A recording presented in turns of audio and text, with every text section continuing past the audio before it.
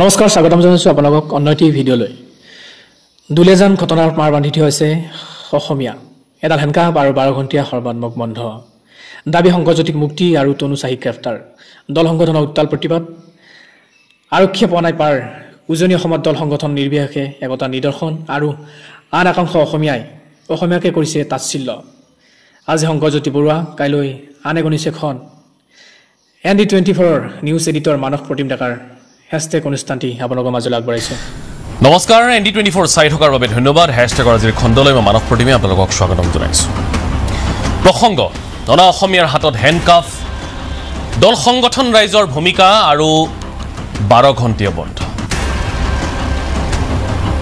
এই বিগত 4-5 বা 6টা দিনত যি ঘটনা প্ৰবাহ হৈ গ'ল এই ঘটনা প্ৰবাহে বহুকেইটা দিশ উদঙাই দিছে অনা অসমীয়াৰ ওপৰত দাদাগিৰি অনা অসমীয়াৰ চাপত পৰি নেতা আৰু আৰক্ষীৰ অসহায় অৱস্থা কোনো ডাঙৰ মানুহৰ নিৰ্দেশ মানিবলৈ গৈ এজন অসমীয়া খিলঞ্জীয়া যুৱকৰ ওপৰত প্ৰযোজ্য নোহোৱা ধাৰা জাপি দি সুমত কেছ লৈ হাতত হাতকেৰেয়া পিন্ধাই টানি লৈ যোৱা কোনো নেতাৰ স্বাৰ্থ সিদ্ধিৰ বাবে যুৱতীগৰাকীৰ ভাষ্য সলনি কৰিবলৈ বাধ্য কৰোৱা ঘটনাক লৈ বন্ধ ঘোষণাৰ পাছত অসমীয়াৰ ওপৰত জপিয়াই পৰা আৰু বহু কিবা কিন্তু তাতকৈ ডাঙৰ উদ্ভাৱনটো হৈছে যে অসমীয়াৰ স্বাৰ্থত মাত মতাৰ সময় অহাৰ লগে লগে আন একাংশ অসমীয়াৰ অতি দুৰ্ভাগ্যজনক স্থিতি এইখিনি বৰ মনৰ কথা কৈ আছো অসমীয়াই অসমীয়াক কৰা তাচ্ছিল্য অসমীয়াই অসমীয়াক কৰা অপবাদ অপমান সামাজিকভাৱে হওক সামাজিক মাধ্যমেৰে হওক অসমীয়াৰ এই স্বভাৱৰ বাবে আমি যুগ যুগৰ পৰা কেৱল আৰু কেৱল হেৰুৱাই আহিছো ইতিহাস আছে অসমীয়াৰ মুখৰ জাতীয়তাবাদ আৰু কৰ্মক্ষেত্ৰত অসমীয়াৰ জাতীয়তাবাদৰ মাজত এটা বৃহৎ অন্তৰ আছে সেইটো আমি সময়ে সময়ে দেখি আহিছো ঘটনাই পৰিস্থিতিয়ে দেখি আহিছো আটাইতকৈ পৰিতাপৰ কথাটো এই অসমীয়াবিলাক এক হ'ব নোৱাৰে কি আজি এই বিষয়টো দল সংগঠন নিৰ্বিশেষে সকলো ওলাই আহিছে এক হৈ মাত দিছে অনা অসমীয়াৰ ওপৰত প্ৰশাসন যন্ত্ৰৰ ওপৰত চাপ সৃষ্টি কৰিছে যিয়েই নহওক কিয় যিয়ে দুখ কৰিছে তেওঁ আইনগতভাৱে উচিত শাস্তি পাবই আমাৰ ওপৰত যি আগ্ৰাসন চলি আছে দুয়োফালৰ আগ্ৰাসন ইয়াক লৈ আমি কেতিয়া সিৰিয়াছ হম আইনগতভাৱে আমি অসমীয়াখিনি কিয় এক হ'ব নোৱাৰো সশস্ত্ৰ বিপ্লৱৰ কথা আমি ক'বলৈ যোৱা নাই আমি কাকো বিপ্লৱী সজাবলৈ যোৱা নাই খোজাও নাই চেষ্টাও কৰা নাই কিন্তু আমাৰ অধিকাৰবোৰ আমি সাংবিধানিকভাৱেও যে আজৰি আনিব পাৰো সেইখিনি কথা অসমীয়াই কেতিয়া উপলব্ধি কৰিব এই 85ৰ পৰা হয়তো তাতকৈও আগৰ পৰা আমি কেৱল আৰু কেৱল এখন প্ৰতাৰণাৰ দলিলহে দেখি আহিছো অসমীয়াৰ জাতীয়তাবাদৰ কথা কি কম উমৈহতীয়াকৈ আমাৰ কোনো আন্দোলনেই নৰজে ভাষা ৰক্ষাৰ আন্দোলন হওক 6 নম্বৰ দফাৰ আন্দোলন হওক নদী বান্ধৰ আন্দোলন হওক একো নৰজে আৰু এতিয়াও যেতিয়া আমি এজন অসমীয়া যুৱকক এজন খিলঞ্জীয়া যুৱকক অনা অসমীয়া বা কোনো নেতাৰ ইশাৰাত হাতকেৰেয়া লগাই টানি লৈ যোৱা হ'ল তেতিয়াও এই অসমীয়াই অসমীয়াৰ লগত যুক্তিতৰ্কত ব্যস্ত আছে কাৰ কি স্বাৰ্থ আছে স্বাৰ্থ কেৱল অসমীয়া আৰু অসমীয়া জাতিৰ যেতিয়া অসমীয়া আৰু জাতিৰ স্বাৰ্থ আহিব তেতিয়া কাৰো যুক্তি নচলে কাৰো যুক্তি নাখাতে সেই তেজ প্ৰত্যেকজন অসমীয়াৰ দেহত থাকিব লাগিব সেই আত্মসন্মান প্ৰত্যেকজন অসমীয়াৰ শিৰত থাকিব লাগিব যদি আপুনি অসমীয়া হয় কাৰণ দেশ বুলিলে আদেশ নালাগে আমি সকলোৱে জানো কিন্তু দেশ বুলিলে কাৰো আদেশ নচলেও সেইটো অসমীয়া উপলব্ধি কৰিব পাৰিব লাগিব অসমীয়া জেলত সোমাই আছে চক্ৰান্তকাৰীৰ চাপ অব্যাহত আছে আৰু তাৰ পাছতো যুক্তিতৰ্ক সেই যুৱতীগৰাকীৰ কি হ'ল কোনে ভিডিঅ' ডিলিট কৰালে মুখ্যমন্ত্ৰীক দিয়া ভুল তথ্যবিলাকৰ কি হ'ল মুখ্যমন্ত্ৰীক কোনে ভুল তথ্য দিছিল সেই মানুহবোৰ কোন কি শাস্তি হ'ব সিহঁতৰ অসমীয়াক ফ্ৰী মে খানেৱালা বুলি কোৱা দালাল বুলি কোৱা এই লোকসকলৰ কি হ'ব এইবোৰৰ উত্তৰ লাগে এইবোৰৰ উত্তৰ বিচাৰক অসমীয়া মই কৈ দিলোঁ অসমীয়া নিজৰ লগত যুঁজাৰ লগতে এইবোৰৰ লগত যুঁজক যদি গাত জাতীয়তাবাদী তেজ অকণমান আছে আলোচনা বহুত আছে প্ৰশ্ন বহুত আছে সকলো সামৰি আজিৰ আমাৰ হেশটেগ হৈছে স্বাভিমানৰ যুঁজ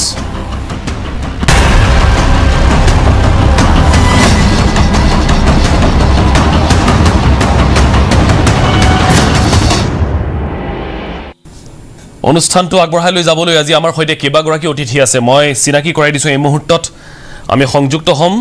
আটাচুৰ সভাপতি বসন্ত গগৈৰ সৈতে লগতে এই মুহূৰ্তত আমাৰ সৈতে ষ্টুডিঅ'ত উপস্থিত আছে বীৰ লাচিত সেনাৰ হৈ তপন কুমাৰ শৰ্মা ডাঙৰীয়াক স্বাগতম আমাৰ সৈতে এই মুহূৰ্তত ষ্টুডিঅ'ত উপস্থিত আছে সমালোচক বিশ্লেষক দেৱজিৎ গোস্বামী ডাঙৰীয়াক স্বাগতম আমাৰ সৈতে এই মুহূৰ্তত আমি দেখিবলৈ পাইছোঁ অধিবক্তা তুলাৰাম গগৈ আছে মই গগৈ ডাঙৰীয়াক স্বাগতম জনাইছোঁ অধিবক্তা বিজয় পাণ্ডে ডাঙৰীয়া আছে পাণ্ডে ডাঙৰীয়াক স্বাগতম জনাইছোঁ আৰু লগতে আমাৰ সৈতে সংযুক্ত হৈ আছে আমাৰ জ্যেষ্ঠ সাংবাদিক বিমল ভূষণ মহন্ত আৰু লগতে আমাৰ উজনি অসমৰ ব্যুৰো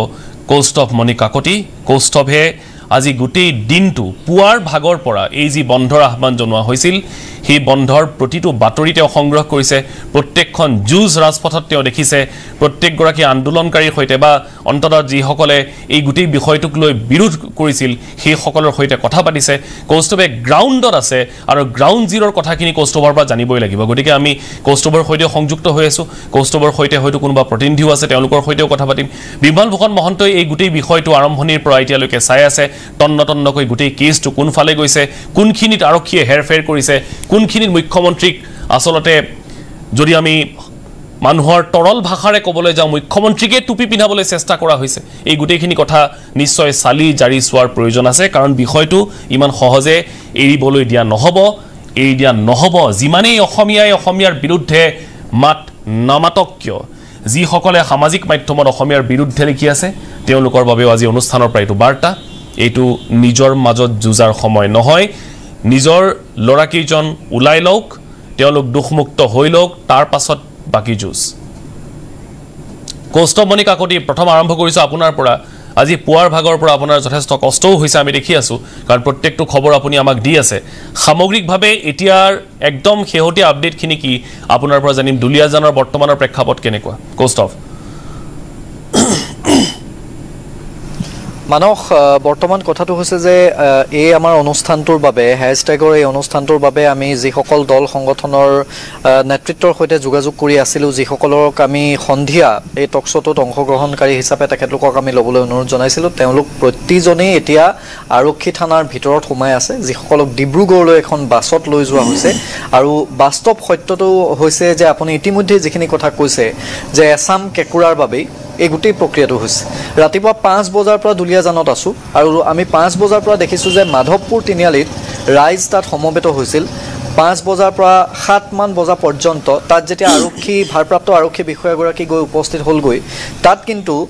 যিসকল দল সংগঠনৰ বিষয়ববীয়া আছিল অসমীয়া মহিলা মঞ্চ বীৰ লাচিত সেনা আটাচুকে ধৰি বিভিন্ন দল সংগঠনৰ প্ৰতিনিধি তাত আছিল আৰু তাত আমি দেখিছিলোঁ যে স্বতঃস্ফূৰ্তভাৱে প্ৰথমতে বন্ধটো মানি লোৱা হৈছিল তাৰপিছত দুই এখন গাড়ী আহিছিল য'ত প্ৰতিবাদকাৰীয়ে বাধা দিছিল আৰু তেওঁলোকক বুজাই দিয়া হৈছিল যে আজিৰ দিনটোত আপোনালোক ওলাই নাহিলে নহয় নেকি আৰক্ষীয়ে সেই যিটো সৰ্বাত্মক বন্ধৰ যিটো প্ৰভাৱ দেখিলে যিটো বাস্তৱ ৰূপ দেখিলে সেই ৰূপটো নস্যাৎ কৰাৰ স্বাৰ্থতেই তেওঁলোকে দল সংগঠনক বাধা দিলে আৰু আগতীয়াকৈ এখন নটিচ কালিয়ে জাৰি কৰা হৈছিল যে যদি কোনো অপ্ৰীতিকৰ পৰিৱেশৰ সৃষ্টি হয় তেতিয়াহ'লে পোনে পোনে এইসকল দল সংগঠনৰ প্ৰতিনিধি তেওঁলোক জগৰীয়া হ'ব কাৰণ বন্ধ ঘোষণা কৰাটো এটা অবৈধ কাম এই কথাটো ইতিমধ্যে তেওঁলোকক কালিয়ে নটিচ জাৰি কৰা হৈছিল তাৰ পৰৱৰ্তী পৰ্যায়ত আজিৰ দিনটোত দেখিলোঁ যে য'তেই প্ৰতিবাদ হ'ল য'তেই ৰাজপথ আগুচি ধৰিলে এইসকল প্ৰতিবাদকাৰীয়ে আৰু এজন অসমীয়াৰ বাবে মানক মই পুনৰ কৈছোঁ যে শংকৰজ্যোতি শইকীয়াৰ দৰে আন বহু অসমীয়াৰ ক্ষেত্ৰতো যদি কাইলৈ এয়া হয় তেতিয়াহ'লে ৰাইজে কি কৰিব সদৌ অসম ছাত্ৰ সন্থাৰ প্ৰাক্তন সাধাৰণ সম্পাদক শংকৰজ্যোতি শইকীয়াৰ বিৰুদ্ধে তেওঁৰ বিৰুদ্ধে কোনো ধৰণৰ এভিডেন্স কোনো ধৰণৰ গোচৰ নথকাকৈ যিটো এটা প্ৰক্ৰিয়াৰে তেওঁক শাস্তিৰ সন্মুখীন কৰিবলগীয়া হ'ল এই অসমীয়াজনৰ শাস্তিৰ যিটো প্ৰক্ৰিয়া এই প্ৰক্ৰিয়াটোৰ বিৰুদ্ধে সকলো ওলাই আহিছে আৰু সমান্তৰালভাৱে আমি ৰাতিপুৱা আটাইতকৈ ডাঙৰ কথা হৈছে মানুহক যে এতিয়া ৰাতি দুলীয়াজানৰ যিসকল শ্ৰদ্ধাৰ সাংবাদিক আছিল যিসকল সাংবাদিকে নিশাটো দুলীয়াজান সদৰ থানাত খাপ পিটি আছিল যে তনু চাহিক যেহেতু জেৰা কৰি থকা হৈছে তেওঁক যেহেতু গ্ৰেপ্তাৰ কৰিব সেই বাতৰি আমি ব্ৰেক কৰিম নিশাৰ ভাগত আৰক্ষীয়ে ক'লে যে তনু চাহিক মেডিকেল কৰিবৰ বাবে ডিব্ৰুগড়লৈ লৈ যোৱা হৈছে আৰু তেওঁক তাৰ পৰা লৈ গ'ল সকলোৱে ভাবি থাকিলে যে ডিব্ৰুগড় মেডিকেলত হয়তো নিশা 2 বজাত 3 বজাত তেওঁক ডিব্ৰুগড়লৈ লৈ যোৱা হৈছে এমচিএইচত তেওঁক স্বাস্থ্য পৰীক্ষা কৰা হ'ব কিন্তু তনু চাহিক তেতিয়া ঘৰলৈ পঠিয়াই দিয়া হ'ল এই কথাটো আমি কোনেও খবৰ নাপালো বা আৰক্ষীয়ে সেই কথাটো কাকো জানিবলৈ নিদিলে আৰু তাৰ সমান্তৰালভাৱে আৰক্ষীয়ে কিন্তু যিমানে এই বন্ধটো নস্যাৎ কৰিবলৈ চেষ্টা কৰিলে মানক এই মুহূৰ্তটো দুলীয়াজানত ফাৰ্মাচী কেইখনৰ বাহিৰে বাকি কিন্তু ব্যৱসায়িক প্ৰতিষ্ঠান আৰক্ষী প্ৰশাসনে আজি খোলাব নোৱাৰিলে স্বতঃস্ফূৰ্তভাৱে এগৰাকী অসমীয়াৰ বাবে শংকৰজ্যোতি বৰুৱাৰ বাবে কিন্তু সকলো ব্যৱসায়িক প্ৰতিষ্ঠান আজি বন্ধ হৈ থাকিল বজাৰ সমাৰ সকলো বন্ধ সেই যিটো আবেগ সেই আবেগক একাংশই সমালোচনা কৰি ফেচবুক বুদ্ধিজীৱীয়ে লিখিছে যে এইটো এটা নেৰেটিভ সৃষ্টি কৰা হৈছে সেয়া যদি আপুনি এফালে থয় বাকি কিন্তু দুলীয়াজানৰ যিটো বাস্তৱ ক্ষেত্ৰ সেই বাস্তৱ কথাখিনি হৈছে যে প্ৰতিটো দল সংগঠনৰ নেতৃত্বই আগুৱাই আহিছে সকলোৱে আহিছে ৰাজপথত শ্লোগান দিছে কোনো পধ্যেই শংকৰজ্যোতি বৰুৱাক মূল কথা হৈছে শংকৰ ওলাই আহিব লাগে শংকৰজ্যোতি বৰুৱা যদি নিৰ্দোষী তেতিয়াহ'লে ওলাই আহিব লাগে আৰু শংকৰজ্যোতি বৰুৱা যদি নিৰ্দোষী তেতিয়াহ'লে ওলাই নহা পৰ্যন্ত প্ৰত্যেকজন অসমীয়াই এই মাত মাতিব লাগে মই বন্ধৰ সপক্ষে কথা কোৱা নাই বন্ধ নালাগে ৰাখিবলৈ কিন্তু মাত মাতিব লাগিব আপুনি কোৱা ধৰণে একাংশ ফেচবুক বুদ্ধিজীৱীয়ে এই বিষয়টো যেনেধৰণে টানি লৈ যাবলৈ চেষ্টা কৰিছে ঠিক আছে কাৰোবাৰ ইয়াতে উদ্দেশ্য আছে থাকক কিন্তু শংকৰজ্যোতি বৰুৱা যদি নিৰ্দোষী হয় এজন যদি নিৰ্দোষী অসমীয়া হয় তেওঁক উলিয়াই আনিবই লাগিব আৰু তেওঁক যদি হাতকেৰেয়া লগোৱাত কাৰোবাৰ কিবা উদ্দেশ্য আছিল তাৰ উত্তৰ সমাজ জীৱনৰ সন্মুখত আহিব লাগিব কথা ইমানেই মানক সেই কথাখিনিকে মই কৈছোঁ যে শংকৰজ্যোতি বৰুৱাক বিনা চৰ্তে মুক্তি দিয়াৰ যিটো দাবী সেই দাবী দল সংগঠনে কৰিছে দুলীয়াজানৰ স্থানীয় ৰাইজে কৰিছে ইয়াত কিন্তু দুলীয়াজানত আহি ফেচবুক বুদ্ধিজীৱীয়ে প্ৰতিবাদ কৰা নাই ফেচবুক বুদ্ধিজীৱীয়ে ফেচবুকত লিখিছে এচি ৰুম এটাত বহি আজি যথেষ্ট গৰমত এই ৰ'দত প্ৰতিবাদ দুলীয়াজানৰ ৰাইজে কৰিছে দুলীয়াজানৰ দল সংগঠনে কৰিছে ৰাজ্যৰ প্ৰতিটো দল সংগঠনৰ নেতৃত্বই কৰিছে ডিমৌত কাৰোবাক বাধা দিয়া হৈছে শৃংখল চলিয়াক আটক কৰা হৈছে ইয়াৰ পৰা বাৰে বাৰে ইজনৰ পিছত সিজন 200ৰো অধিক প্ৰতিবাদকাৰীক ইয়াৰ পৰা যে আটক কৰা হৈছে এতিয়ালৈকে তেওঁলোকে মহৰ কামোৰ খাই থানাৰ ভিতৰত সোমাই আছে তেওঁলোক এতিয়ালৈকে ওলাই অহা নাই কাৰ স্বাৰ্থত কেৱল শংকৰজ্যোতি বৰুৱাৰ স্বাৰ্থত তেওঁলোকক লাগে শংকৰজ্যোতি বৰুৱাক বিনা চৰ্তে মুক্তি দিয়ক কাৰণ আজি শংকৰৰ সৈতে হৈছে কাইলৈ আন এজন অসমীয়াৰ সৈতে হ'ব কাৰণ ডিব্ৰুগড় জিলা প্ৰশাসন আৰু ডিব্ৰুগড় আৰক্ষীয়ে যিটো সময়ত এফআইআৰত নাম নথকাকৈ শংকৰজ্যোতি বৰুৱাৰ বিৰুদ্ধে ইমানখিনি কৰিব পাৰে আৰু দ্বিতীয় কথা মানুহক আটাইতকৈ গুৰুত্বপূৰ্ণ কথা যে কোনে এই দুলীয়াজান আৰক্ষী থানাৰ ভাৰপ্ৰাপ্ত বিষয়াক বা এছপি ডিচিক কোনে নিৰ্দেশ দিছিল শংকৰজ্যোতি বৰুৱাক সুমুৱাব লাগে শংকৰজ্যোতি বৰুৱাৰ বিৰুদ্ধে অতি কঠোৰভাৱে কোনো বিনা দোষত এগৰাকী সাধাৰণ সম্পাদকক আছুৰ প্ৰাক্তন সাধাৰণ সম্পাদকক এনেকৈ হাতত হেণ্ডকাফ লগাই চুচৰাই লৈ যাবলৈ কোনে নিৰ্দেশ দিছিল কোনে এতিয়া উকালতি কৰি আছে প্ৰেছ মিট পাতি মিণ্টু শইকীয়া নামৰ যিজন ব্যক্তি সেই মিণ্টু শইকীয়া নামৰ ব্যক্তিজন যে বিধায়ক তেৰছ গোৱালাৰ একেবাৰে আত্মীয় এক প্ৰকাৰ ধেমা ধৰা সেই কথাটো সকলোৱে জানে তাৰপিছত কোনে উকালতি কৰি আছে ফেচবুকত লিখাইছে কিবা কৰিছে কোনে উকালতি কৰিছে সেইসকল ফেচবুক বুদ্ধিজীৱীয়ে শংকৰজ্যোতি বৰুৱাৰ এই যিখিনি নেৰেটিভ তেওঁলোকে সৃষ্টি কৰিছে নেৰেটিভ দল প্ৰতিবাদকাৰীয়ে ইয়াত নেৰেটিভ সৃষ্টি কৰা নাই তেওঁলোকে নেৰেটিভ সৃষ্টি কৰি তেওঁলোকে আকৌ সেয়া সমালোচনা কৰিছে কিন্তু এটাই কথা মানস দুলীয়াজানবাসীক আজি লাগে যে শংকৰজ্যোতি বৰুৱা অতি সোনকালে বিনা চৰ্তে তেওঁ ঠিক আছে আমি নকওঁ দিব লাগে আমি শংকৰজ্যোতি বৰুৱা বুলি নামটোৱে নকওঁ মই কৈ আছো এই গোটেই অনুষ্ঠানটোত মই শংকৰজ্যোতি বৰুৱাৰ নামে নকওঁ অসমীয়া যুৱকজন ওলাই আহিব লাগিব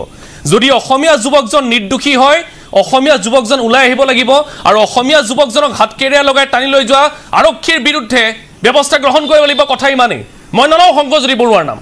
প্ৰত্যেকজন অসমীয়া যুৱকৰ হৈ এই মাত মই মাতিছোঁ আজি শংকৰজ্যোতি বৰুৱা কাইলৈ কোনোবা এজন হ'ব প্ৰত্যেকজন খিলঞ্জীয়া যুৱকৰ হৈ এই মাত মাতিব লাগিব প্ৰত্যেকজন স্বাভিমানী অসমীয়াই মই নকওঁ শংকৰজ্যোতি বৰুৱাৰ নাম মই আকৌ কৈছোঁ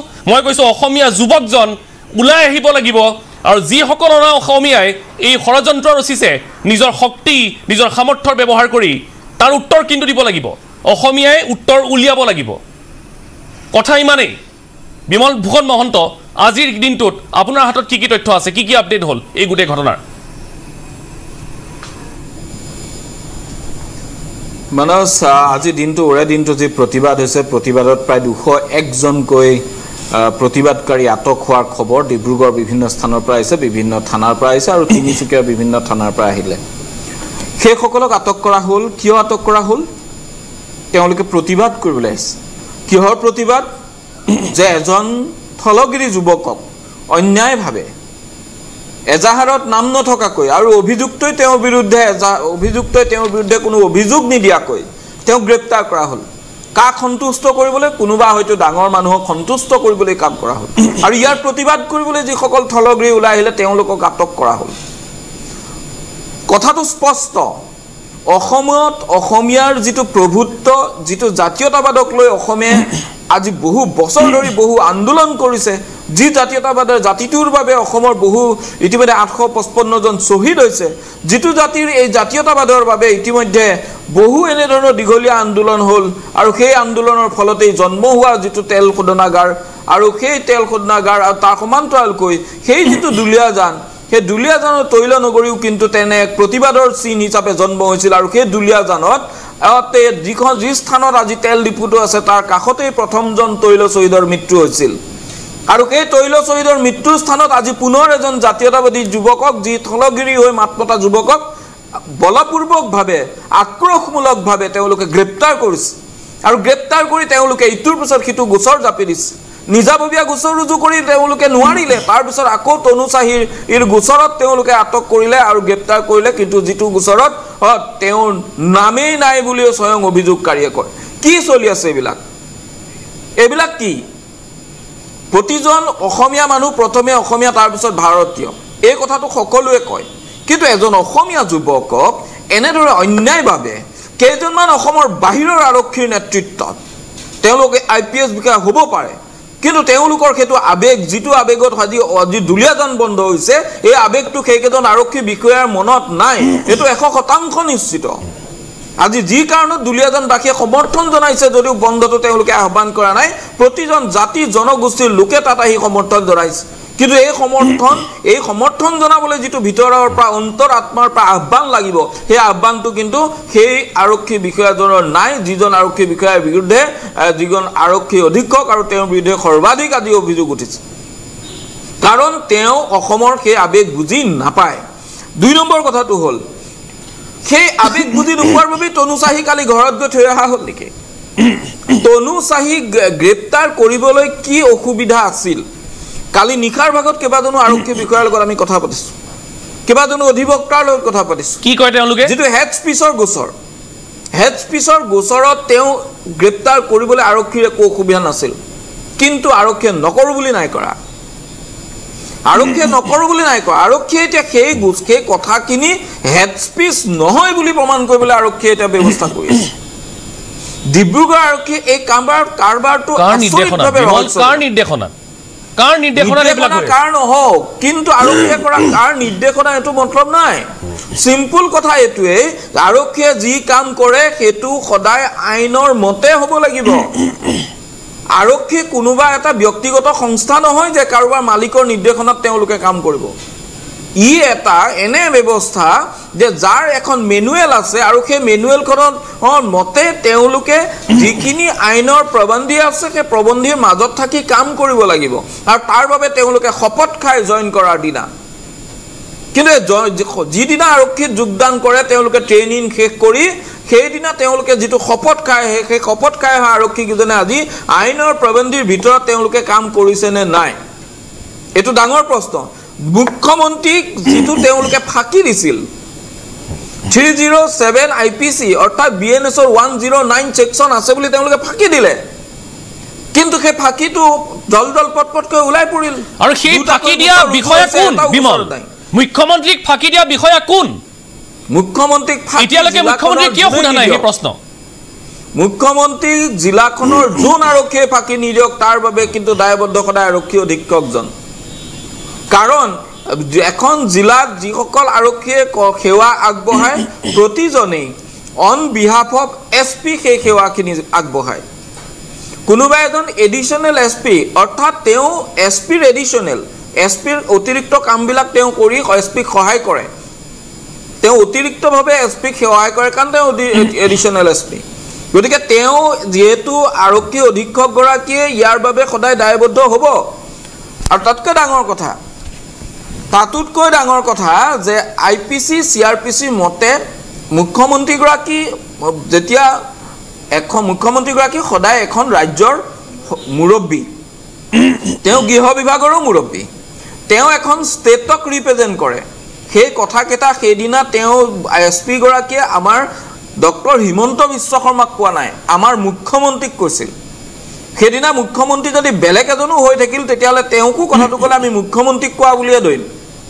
এটা মুখ্যমন্ত্ৰীক ৰিপৰ্ট কৰোঁতে কিয় ভুৱা তথ্য প্ৰদান কৰা হ'ল আৰু তাৰ শাস্তি কি এই মুহূৰ্তলৈকে আজি 3 দিন হ'ল এই মুহূৰ্তলৈকে কিন্তু এই বিষয়টো এনকুৱাৰী এটা দিয়াৰ কোনো DGP গৰাকীয়ে আমি কিন্তু প্ৰয়োজন আমি দেখা নাই কিয় এনকুৱাৰী দিবলৈ সাহস হোৱা নাই এনকুৱাৰীটো দিবলৈ DGP গৰাকীয়ে এতিয়ালৈকে গম পোৱা জানো নাই যে সেই সেকশনটো তাত আছে নে নাই নে DGPয়ে ডিব্ৰুগড়ৰ ফালে খবৰ লোৱা নাই যদি আৰক্ষী সঞ্চালক প্ৰধান গৰাকীয়ে এতিয়াও গম পোৱা নাই আমি পুনৰ কৈছো আৰক্ষী সঞ্চালক প্ৰধান গৰাকীক যে আপুনি চাওক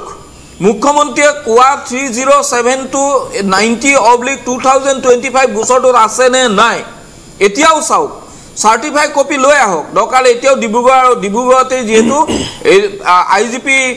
ল এণ্ড অৰ্ডাৰ তাত উপস্থিত আছে তেওঁকো চাবলৈ কওক তেওঁ চাই আহক আছে নে নাই আমি কোৱা কথা মিছা যিগৰাকী IGP ল এণ্ড অৰ্ডাৰ বৰ্তমান ডিব্ৰুগড়ত উপস্থিত আছে আজি নিশা সেইজন IGP ল এণ্ড অৰ্ডাৰক চাবলৈ কওক যে মুখ্যমন্ত্ৰীয়ে কোৱা 307 IPC বা BNSত 109/90/2025 যিটো গোচৰত হেণ্ডকাপ লগাই সেইদিনা প্ৰথমে লৈ যোৱা হৈছিল সেই গোচৰটোত আছে যদি কওক তাক আমাক দকলে আমাৰ বাতৰিটো অসত্য বুলি প্ৰমাণ কৰক DGP গৰাকী আমি যেটো চ্যালেঞ্জ কৰিব পাওঁ কাৰণ আমাৰ ওচৰত সাৰ্টিফাই কপি আছে যিকোন সময়ত গ্ৰেপ্তাৰ এতিয়া তেওঁলোকে লগাব পাৰে অতিৰিক্ত সেকশন লগাবলৈ আদালতত তেওঁলোকে যদি অনুৰোধ কৰে আদালতে যদি গ্ৰহণযোগ্যতা থাকে গ্ৰহণ কৰি অনুমোদন দিব পাৰে কিন্তু যিকোন সময়ত গ্ৰেপ্তাৰ কৰা হৈছিল 90/25 সুমতো 90/25ত সেইখন সময়ত at the time of the arrest of that person সেই 109 BNS সেকশনটো আছে নে নাই DGP গৰাকী পৰীক্ষা কৰক তাৰ পিছত ক'ব আমি মুখ্যমন্ত্ৰীক যে মিছা কথা কোৱা বুলি অভিযোগ কৰিছো আৰু কি হেতু সঁচা নে মিছা আৰু নাই যদি মুখ্যমন্ত্ৰী কালে DGP গৰাকী সংবাদমেল যোগে দিয়ক যে ND25 কোৱা কথা মিছা আৰু তাক আমি প্ৰত্যাহ্বান গ্ৰহণ কৰিবলৈ আমি সাজু আছো মানস 3 নম্বৰ কথাটো হ'ল তনু চাহি গ্ৰেপ্তাৰৰ ক্ষেত্ৰত স্পষ্ট কথা যে তনু চাহিৰ দৰে এগৰাকী যুৱতীয়ে যদি কেতিয়াবা কোনোবা এজন লোকক বা এটা দল বা এটা সংগঠন বা এটা গ্ৰুপ অফ পিপলক যদি তেওঁ অশ্লীল ভাষাৰে গালি দিয়ে খানেৱালা লোক বুলি কৈছে তে তেওঁলোক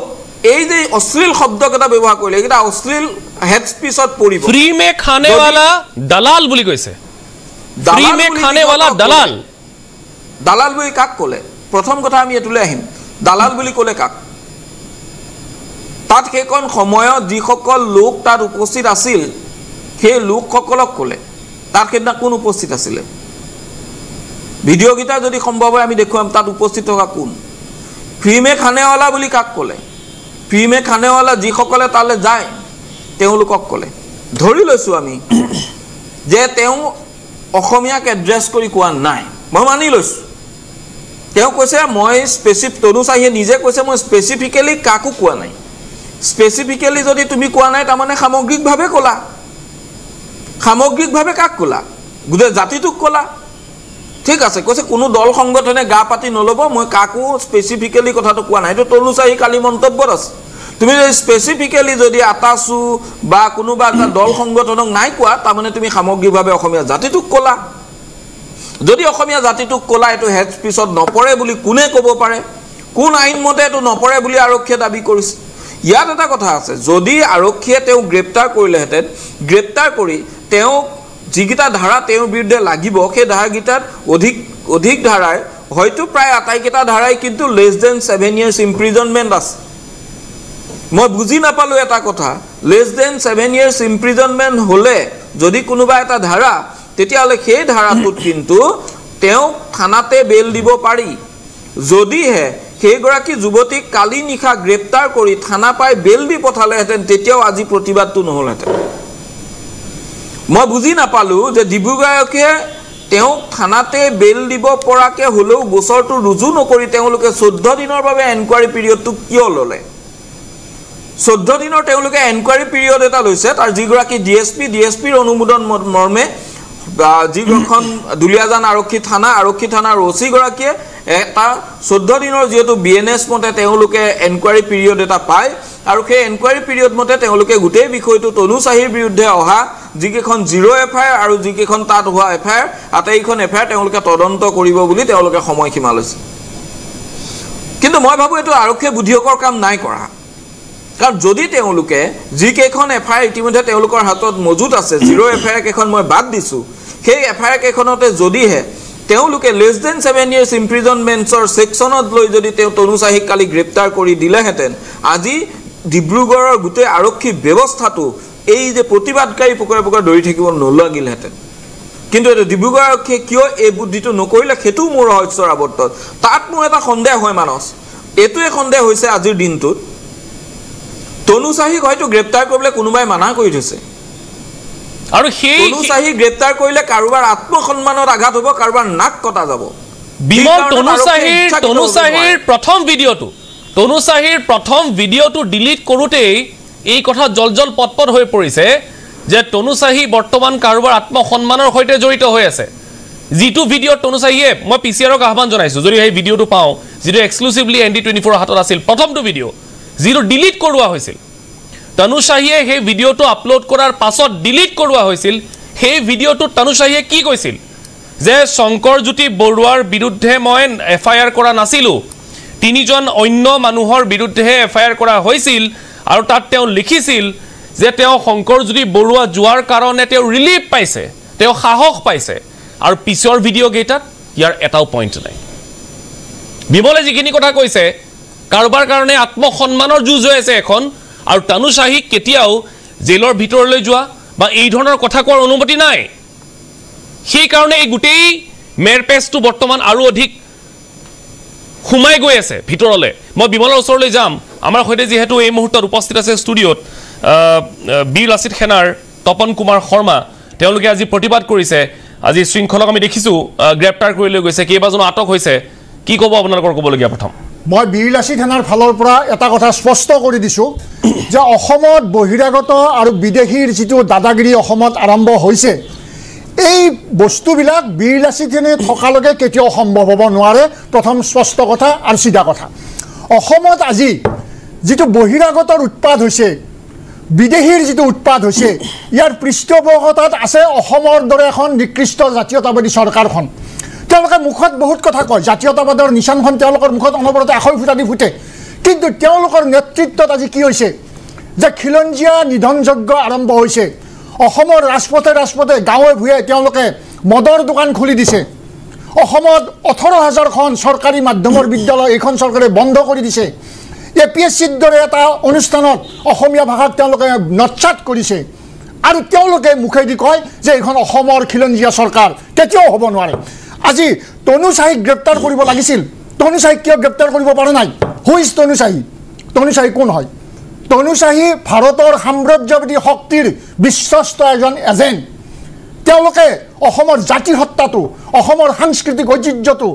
গোটেই ভাঙি ছিঙি থান বান কৰাৰ কাৰণে এটা উমৈহতীয়া প্ৰচেষ্টা চলি আছে দিল্লীৰ সাম্ৰাজ্যবাদী শক্তিৰ নেতৃত্বত। আৰু দিল্লীৰ সাম্ৰাজ্যবাদী শক্তিৰ নেতৃত্বতে পৰিচালিত হৈ আহিছে অসমৰ বিজেপি শাসিত চৰকাৰখন। এয়া জল পট কথা। আমি এটা কথা স্পষ্ট কৰি দিছোঁ যে অসমত যদি বহিৰাগত শক্তি থাকিব লাগে, বিদেশী শক্তি থাকিব লাগে, তেতিয়াহ'লে অসমৰ জাতি সত্তাক, স্বাভিমানী সত্তাক সদায় সন্মান কৰিব লাগিব, ভাষাক সন্মান কৰিব লাগিব, সাহিত্যক সন্মান কৰিব লাগিব, সংস্কৃতিক সন্মান কৰিব লাগিব, ঐতিহ্যক সন্মান কৰিব লাগিব। এইটো হৈছে আমাৰ জাতীয়তাবাদৰ মূল ভিত্তি।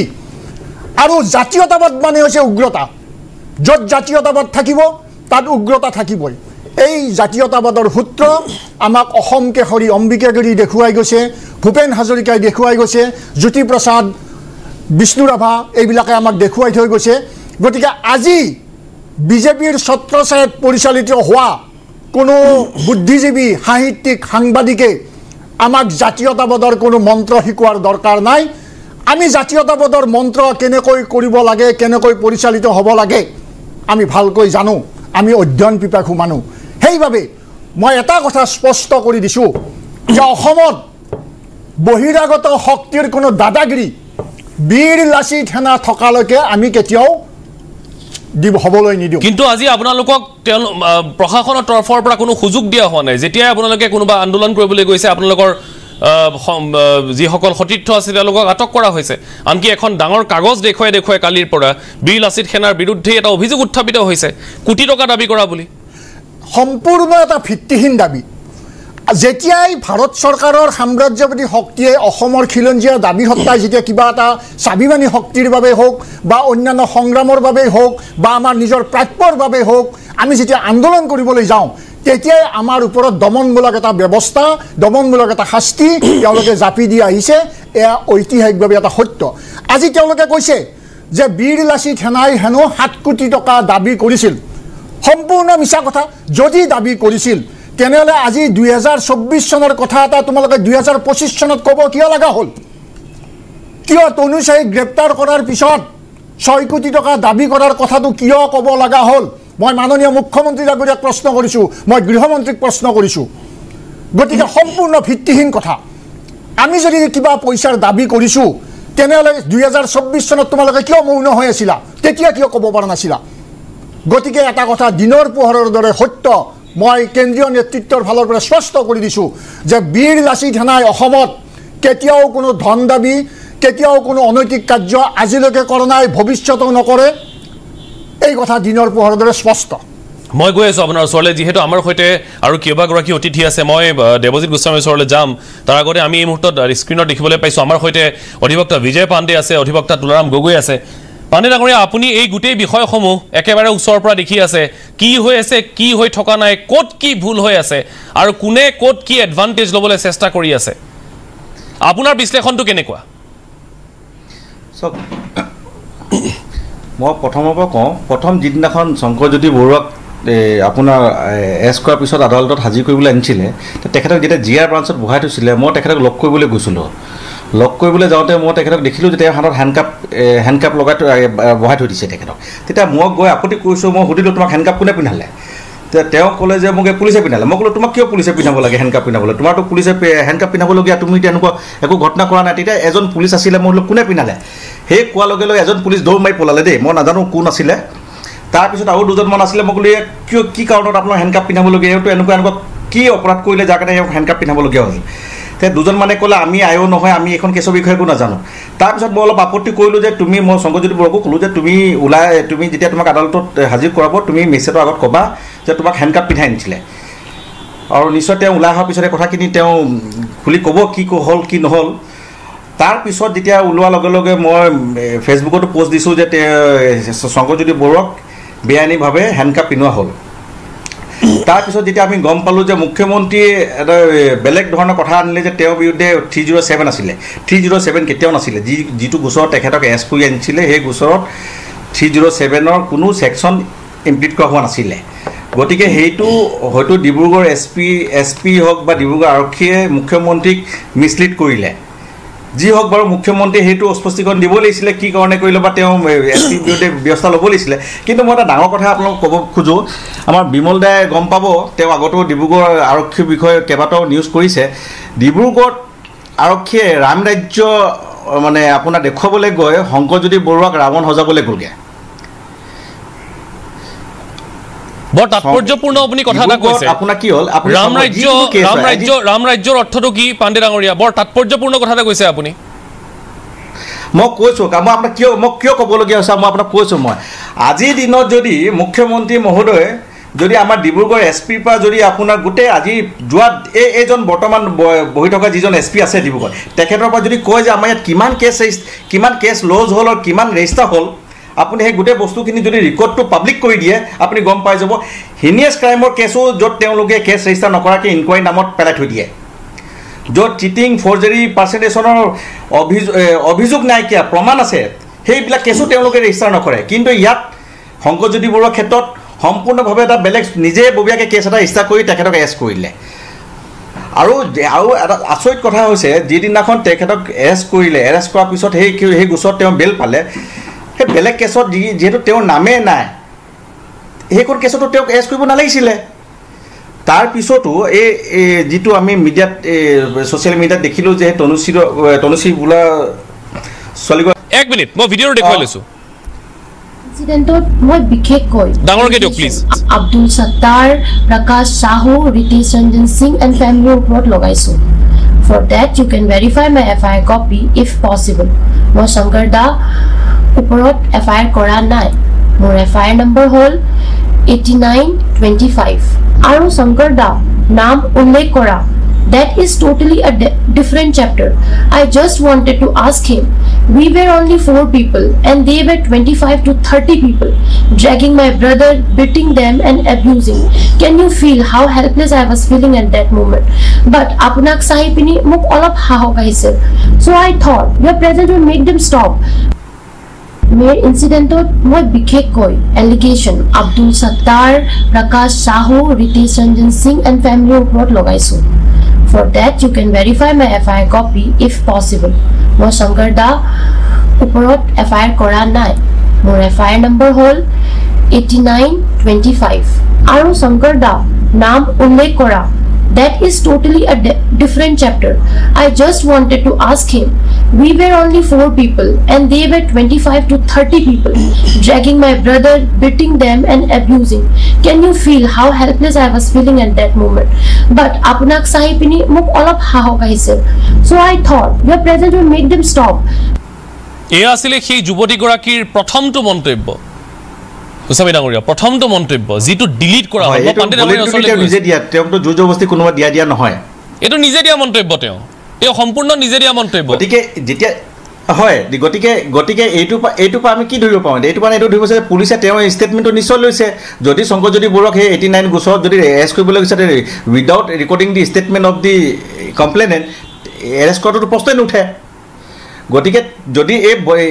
তেওঁ যিটো ভিডিঅ' আপলোড কৰিছে সেইটোক যদি আপুনি সত্য বুলি ধৰি লয় তেনেহ'লেতো পুলিচে এক্সট্ৰা জুডিচিয়েল পাৱাৰ এক্সাৰচাইজ কৰি পিনে আপুনি পাণ্ডে ডাঙৰীয়া আপুনি নিজে অধিবক্তা তুলাৰাম গগৈ ডাঙৰীয়া অধিবক্তা বহি আছে বিমল ফুকন মহন্ত নিজে এগৰাকী আইনৰ ছাত্ৰ আপোনালোক তিনিওগৰাকীয়ে মোতকৈ ভালকৈ জানিব যে যেতিয়া কোনো কেছ ৰেজিষ্টাৰ নহয় তেতিয়াহে আৰক্ষীয়ে সুমত কেছ ল'বলগীয়া হয় এই ক্ষেত্ৰত গোস্বামী ডাঙৰীয়া এই ক্ষেত্ৰত এটা কেছ ৰেজিষ্টাৰ হৈছে 89/25 নম্বৰ কেছ ৰেজিষ্টাৰ হৈছে তাৰ পাছত আকৌ 90ত এটা সুমত কেছ লগাই শংকৰজ্যোতি বৰুৱাক মই নাম নকওঁ মই কৈছোঁ আগতে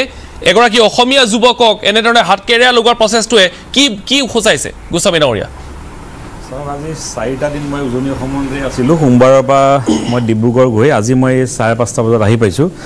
গোটেই কথাটো হৈ গ'ল কি আপোনালোকে বৃহত্তৰ কথাখিনি বুজিব চেষ্টা কৰক যে এইটো এটা শংকৰ বৰুৱা যেনেকৈ এটা ট্ৰেপত পৰিলে গোটেই অসমীয়া জাতিটো এটা ডাঙৰ ট্ৰেপত পৰিছে আজি প্ৰায় 3-4টা দশক আগৰ পৰাই আমি এই ট্ৰেপটোত পৰিছোঁ এই বৃহত্তৰ ট্ৰেপটো আমি সদায় বুজি পাব লাগিব আপোনালোকে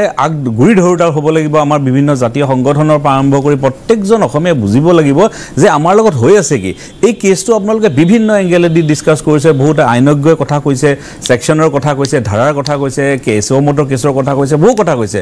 শংকৰ বৰুৱা আহিছে এৰেষ্ট হৈছে খুব দুৰ্ভাগ্যজনক কথা তেওঁ কালি ওলাই আহিব কিন্তু অসমীয়া জাতিটো বাৰে বিপদত পৰি আছে আৰু এইটো নেৰেটিভ এটা সৃষ্টি কৰিব বিচাৰিছে তেওঁলোকৰ থ্ৰুদি যে আজি তেওঁলোকে কৈছে যে আপ লোক ফ্ৰী মে খানে वाला লোক এইটো আজি তেখেতে কৈছে এইটো একচুৱেলি এই হিন্দী ভাষী মানুহখিনিয়ে বহুতকে কয় আমাৰ সন্মুখতো বহুতবাৰ কৈছে আমি এটা ধৰিছোঁ প্ৰতিবাদ কৰিছোঁ বুজাইছোঁ এইটো তেওঁলোকৰ এটা মানে এইটো এটা তেওঁলোকৰ লেংগুৱেজলৈ কনভাৰ্ট হৈ গৈছে যে এই আছামীয়া লোকে না এই কামধাম কুছ नहीं करता ये फ्री में खाने वाला लोग এইটো তেওঁলোকৰ পৰা তেওঁ মুখৰ পৰা এনেই অহা নাই কওঁতে প্ৰেক্টিছ প্ৰেক্টিছ কৰোঁতে এই কথাখিনি ওলাই আহিছে আমি এতিয়া বুজিব লাগিব যে কথাটো কি মই সেইকাৰণে ভূপেন হাজৰিকা ডাঙৰীয়াই কথা এটা কৈছিলে যে আজিৰ অসমীয়া সেই সময়তে কৈছিলে আজিৰ অসমীয়া নিজক নবচালে অসম ৰসাতলে যাব বহু বছৰ আগৰ পৰা গৈ আছে এতিয়া কিন্তু বিপদ ঘণ্টা বাজিছে সেই বিপদ ঘণ্টা কিয় বাজিছে কিয় কি ইয়াত এতিয়া শাসকীয় পক্ষয়ো এনেকুৱা লাগিছে যে তেওঁলোকেও এই কথাবিলাকত উদগনি দিছে নেকি কিয় কি আজি চাওক IPS অফিচাৰ এগৰাকীয়ে তেওঁ কোনো ধৰণৰ এই ঘটনাটো চাওক এইটো এটা ঘটনা এইটো ঘটনা শেষ হৈ যাব কেইদিনমান আগত শিৱসাগৰত হৈছিলে তেওঁলোকে আঁঠু কাঢ়ি পেলাই সেৱা ল'লে তাৰপিছত আৰু আমি বহল মন্ত্ৰৰ মানুহ আমি সকলোকে মাফ কৰিলোঁ হৈ গ'লে আমি সকলোক আজি অসমীয়া মাৰোৱাৰী হিন্দী ভাষী বঙালী চব আমি ভাই চব একেলগে থাকোঁ কথাটো বুজিব চেষ্টা কৰক আজি যেনেকৈ তানা শ্বাহ গৰাকীয়ে যিটো কথাটো ক'লে মই নামটো তেনেকৈ উল্লেখ কৰিব বিচাৰিছোঁ এনেকুৱা তানা শ্বাহ আহিব যাব কিন্তু অসমীয়া জাতিটো বিপদত পৰিছে অসমীয়া জাতি সকলোৱে বুজিব পাৰিব জাতি ধৰ্ম নিৰ্বিশেষে সকলোৱে বুজিব লাগিব যে আমাক সকলো লৈ আমি কেনেকৈ সলিউশ্যন এইটো কেছ হৈ যাব আজি ধৰক বেল পাব আহি যাব আকৌ শংকৰ বৰা আমাৰ মাজত আহিব তেওঁ আগবাঢ়ি যাব এই যিজন MLA জড়িত বুলি কৈছে মই MLA জড়িত MLA তাৰ MLAজন ইমান পাৱাৰফুল নহয় যে তেওঁ এই খেলটো খেলি থাকিব পাৰে দেই মোৰ এইটো ব্যক্তিগত ধাৰণা ভুল হ'ব বাৰু এইটো এটা বৃহত্তৰ তেওঁলোকৰ এটা নেটৱৰ্ক আছে যে এই তাত যিখিনি অসমীয়া ল'ৰা ছোৱালী আছে তেওঁলোকক এনেকুৱা ধৰণে তেওঁলোকে কৰিব হৈছে কিহৰ কাৰণে হৈছে এনেকুৱা কাৰণে হৈছে যে অসমীয়া আমি মানুহখিনিয়ে বুজিব লাগিব যে আমি কেনেকৈ এই আগ্ৰাসনটোৰ পৰা যিটো এথেনিক ক্লিনজিং হৈ আছে যে সকলো ব্যৱসায় বাণিজ্য আমাৰ হাতৰ পৰা গৈ আছে মাটিবিলাক আমাৰ গৈ আছে হাজাৰ বিঘা মাটি আছে আমি বহিৰাগতবিলাকক দি আছোঁ এফালে লোৱাৰ আসামত বাংলাদেশী হাতলৈ গৈ আছে উজনি অসমত গোটেইখিনি বহিৰাগত আমি যিখিনি কওঁ যে অনা অসমীয়া মানুহখিনি হাতলৈ গৈ আছে সকলো ধৰণৰ আজি চাওক চৰকাৰী আপুনি যদি ছিষ্টেমটোত চায় তেতিয়াহ'লে প্ৰায় 30,000 পৰা 40,000 কোটি টকা বছৰি চৰকাৰৰ ঠিকা টুকুলি ৰাস্তা ঘাটৰ পৰা আৰম্ভ কৰি বিভিন্ন ধৰণৰ প্ৰকল্পত এই পইচাখিনি যায় আজিৰ পৰা প্ৰায় 2 দশক আগলৈকে এইখিনিত কিন্তু আমাৰ হিন্দী ভাষী ভাষা যাক মই কওঁ অনা অসমীয়া নাছিলে অনা অসমীয়া যিখিনি ব্যৱসায় বাণিজ্য হোটেল দোকান পোহাৰ এইখিনি কাম কৰিছিলে কিন্তু আজি 2.5 দশকৰ পৰা আমি দেখিছোঁ যে তেওঁ লাহে লাহে এই চৰকাৰী প্ৰশাসন ছিষ্টেমটোত সোমাই পেলাই এই যে 30,000 কোটি টকাৰ যিখিনি আগতে আমাৰ অসমীয়া সৰু ল'ৰা ছোৱালীয়ে আমাৰ ঠিকাদাৰসকলে ঠিকা ঠুকুলি কৰি পেলাই আমাৰ জীৱন নিৰ্বাহ কৰি আছিলে এই গোটেই ছিষ্টেমটোত সোমাই পেলাই আজিৰ পৰা প্ৰায় 30-40,000 কোটি টকা মই আপোনাক গোটেই হিচাপে দি দিম মই আপোনাক গোটেই যিহেতু মই ছিষ্টেমটোৰ লগত জড়িত মই আপোনাক এই গোটেই কামখিনি তেওঁলোকৰ হাতত গৈছে তেওঁলোকে এতিয়া চকু দিছে গোটেই মাটিখিনি লোৱাত আপোনালোকে দেখিছে বিভিন্ন গ্ৰুপ আহিছে ইণ্ডিভিজুৱেল আহিছে এই পইচাটো যিহেতু আহি গ'ল 30,000 কোটি টকা যিখিনি চৰকাৰ সেই পইচা আহি প্ৰত্যেক বছৰে যোৱা 15-20টা বছৰে তেওঁলোকে শক্তিশালী হৈ গ'ল এতিয়া তেওঁলোকে যিকোনো প্ৰকাৰে অসমৰ সম্পদ অসমৰ ল'ব আৰু সেইকাৰণে তেওঁলোকৰ এনেকুৱা ধৰণৰ ঘটনা আপোনালোকে এই ঘটনাটোক ডিছকাছ কৰি পেলাই যে বেইল পাব আজি চাওক আমাৰ আইনৰ ওপৰত বিশ্বাস আছে আইন কৰিব কিন্তু অসমীয়া জাতিটো কিন্তু আৰু বেছি দিন এই ঘটনা ঘটি থাকে একদম শুদ্ধ কথা কৈছে এইটো এটা ঘটনা আমি এই ঘটনাটোক লৈ মই যে কেৱল ব্যস্ত আছো এনেকুৱা নহয় সেই কাৰণে কেনেকৈ ৰখাব পৰা যায় সেই কাৰণে মই শংকৰ নামটোৱে লোৱা বাদ দিছো ঠিক আছে শংকৰ বুলি নহয় এজন অসমীয়াৰ পক্ষে আমি মাত দিছো আৰু মাত দিবই লাগিব এজন অসমীয়াৰ পক্ষে আৰু যদিহে শংকৰ যদি বৰুৱা আজি দোষী সাব্যস্ত হয় তেতিয়াহ'লে সেই আইনৰ প্ৰক্ৰিয়াটো আমি সহযোগিতা আগবঢ়াম যদি তেওঁ দোষী সাব্যস্ত হয় এটা বিৰতি লৈছো পুনৰ উভতি আহিম গগৈ ডাঙৰীয়া আছে 1 মিনিটৰ এটা বিৰতি যদি এই ভিডিঅ'টো চাই ভাল পালে তেনে লাইক কমেণ্ট আৰু শ্বেয়াৰ কৰিবলৈ একেবাৰে নাপাহৰিব জয় অসম